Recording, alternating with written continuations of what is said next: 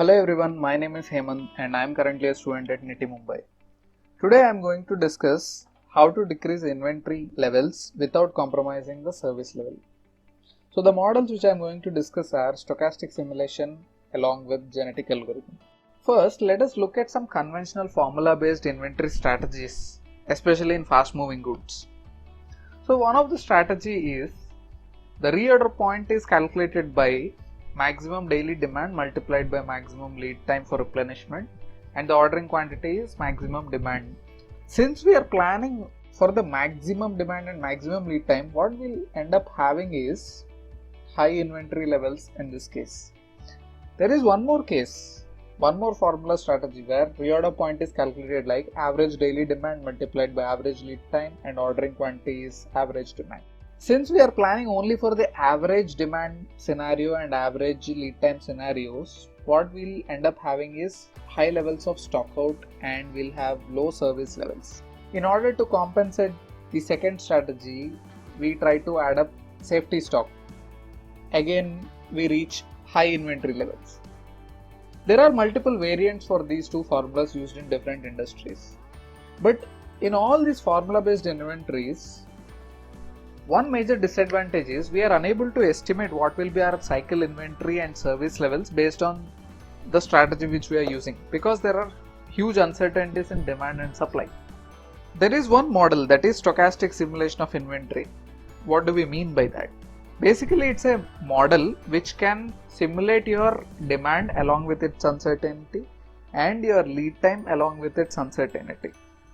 Once the model is created, we input a particular inventory strategy which we want to test, that is a reorder point and ordering quantity, into this model. Once we insert it, the model runs the program and gives us a performance estimation, that is what will be our cycle inventory level and what will be our service level. Once we have that, we'll be able to estimate whether the particular inventory strategy which we have inputted, is it giving us the right service levels, or is it having high levels of cycle inventory. We'll be able to validate whether the strategy is right or wrong, or do we need to change it. That's how the stochastic simulation works. It validates your inventory strategy. So where does genetic algorithm come into play, like I discussed earlier? So what genetic algorithm does is, it continuously sends different inventory strategies into this model and it monitors the performance which is coming as the output from this model. So after a couple of iterations, what it will be able to do is, it will be able to give us an optimal inventory strategy. So instead of testing one by one the inventory strategy, when we couple the stochastic simulation along with genetic algorithm, we'll be able to estimate optimally what should be our strategy. Let me demonstrate this on Python. So this is a piece of code which I have written to simulate the genetic algorithm as well as the stochastic simulation of inventory. Let me first run it.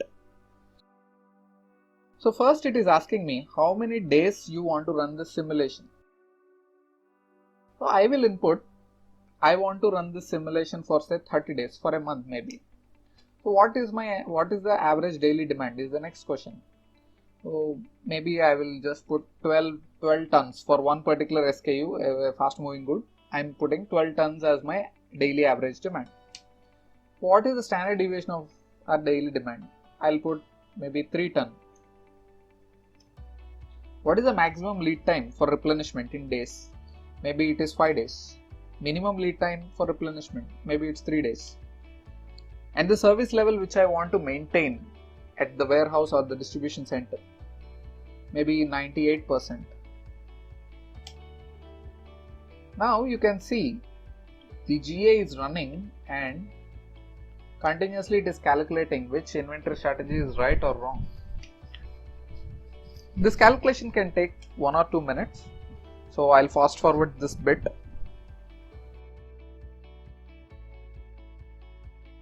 Alright guys, the algorithm has been completed and we have the solution.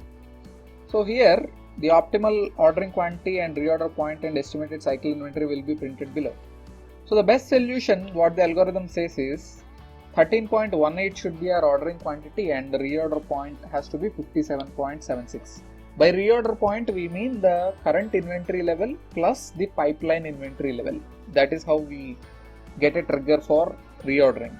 and the objective function, that is our average cycle inventory. The algorithm is saying that our average inventory level will be 28.56, that is 28.6 tons of inventory will be maintaining at warehouse on an average. So right guys, so this is how the GA works when we couple it with the stochastic inventory simulator. It will tell us what should be our strategy so that we are able to meet our service level and minimize our inventory.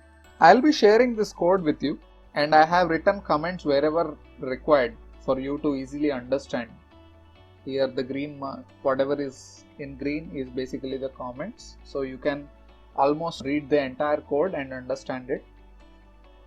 Now in this model, I have given a condition that my minimum service level has to be 98% and it has to minimize the inventory levels. But in your business scenario, you can even model for the total cost incurred. Maybe it can be storage cost, or maybe it can be full replenishment along with the transportation cost. Or you can add more constraints. Say you are dealing with the fresh foods industry, then the inventory turns has to be very high. So you can give that conditions even, like minimum storage time of any stock has to be only 2 days. So it all happens when you can model the inventory simulator properly. So that is why I request you to go through the entire code, see what changes you need to make so that it is replicating your business model and you can use it.